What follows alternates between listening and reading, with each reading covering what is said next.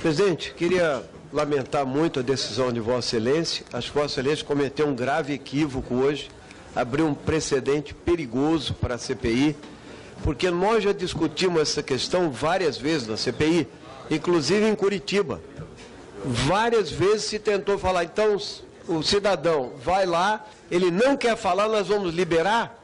Não foi a decisão da CPI, nunca foi. Mesmo aqueles mais duros, que nem o senhor Fernando Baiano, que trancou, não abriu a cara, não mexeu o semblante, né? Nós perguntamos todas as questões a ele, porque às vezes o silêncio ensurdecedor e a postura já é reveladora de alguma coisa. Outros falam pela metade. Nosso direito é o direito de perguntar. O direito constitucional dele, assegurado na Constituição, é querer não responder, mas não foi isso que aconteceu na maioria das questões. Então, um cidadão acusado desse jeito, um empresário, um empreiteiro, vem aqui, senta ali do lado do seu advogado, né, e fala assim, eu não vou falar nada. Nós perguntamos a ele, ele falou assim, então eu estou liberado, estou, tchau, vou embora. Isso é uma desmoralização para a CPI, minha opinião. Só o fato dele estar sentado aí, exposto, e ter que ser perguntado sobre as várias questões que a maioria da população não sabe, porque não lê o processo, nem tem condições de sabê-lo, eu acho que é um erro grave, presidente, um equívoco que não pode se repetir.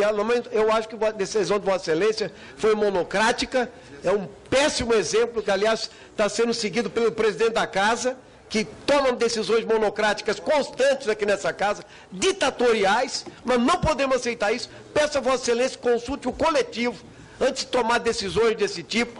A CPI tem duas retas. Ou ela se realiza, se legitima como um instrumento de investigação, de esclarecimento, ou ela pode tomar o caminho da desmoralização.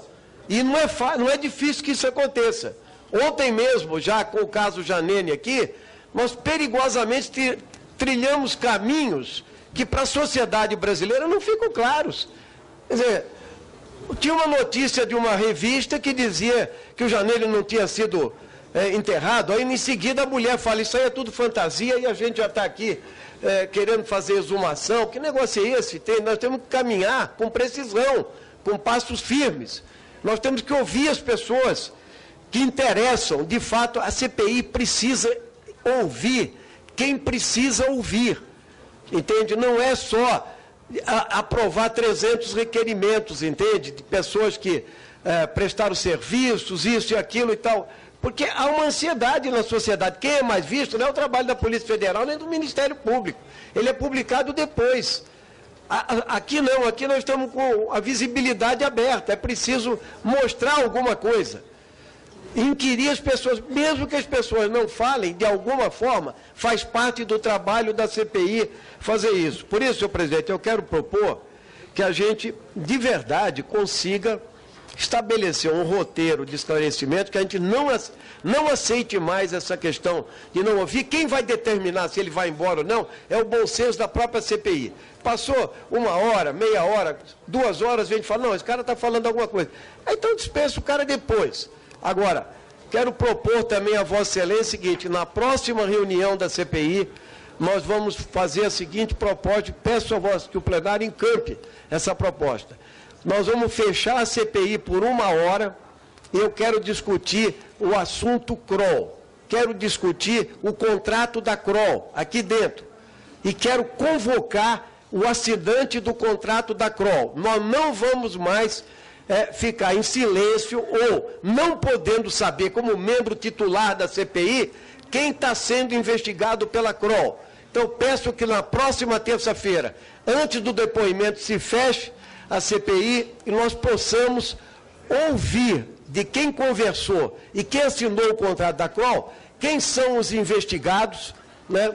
Por que esses daí? Por que a CPI não pode deliberar pelos trabalhos que devem ser feitos para a empresa investigadora, pela qual o dinheiro público está sendo pago pela CPI, e outras questões desse tipo? Nós temos que democratizar as decisões da CPI. Peço a Vossa Excelência que siga esse roteiro por favor, respeitando o seu trabalho, mas também quero, como deputado, ser respeitado na decisão. Vossa Excelência tomou uma decisão monocrática e não devia. Obrigado, presidente.